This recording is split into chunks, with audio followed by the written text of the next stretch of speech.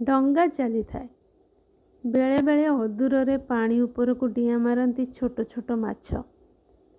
सेतक देखिबापाई मो बग भली अनै बसी थाए। बोउ नथिले बोधहुए पानी को डेई पड़ी थांती माछ धरिबाकू। केबे केबे किछि जलचर पक्षी चक्कर काटती मुंड उपरे। डंगा से कूଳରେ पहुँचे। पुणी से उपाय रे आमे तळକୁ ओह्लौ। बेले बेले पत्थर छाड़ी पानी रे पाद पड़ जाए। मु तो जानी जानी ओदा होताए।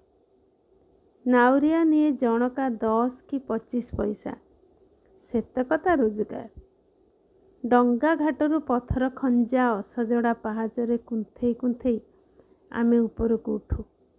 केबे केमिति बड़ मामू डंगा घाट जाए चली आसी थांती। ताको देखु देखु आमे कुरुली उठू।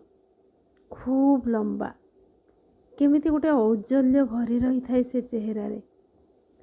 धोब फरफर धोती को पंजाबी मुह गंभीर किंतु गेल्ही भौणी आउ आमको देखु देखु से मुहरे केमिति गोटे हसर छिटा पड़ जाए। भारी भल लगे। खूब भल पाती से आमको। रिक्सा रे ट्रंक सहित लदा ही आमे मामू घर आगरे पहुँचू। बाउंस धड़ा सेपटे अपेक्षा करी थाए आई।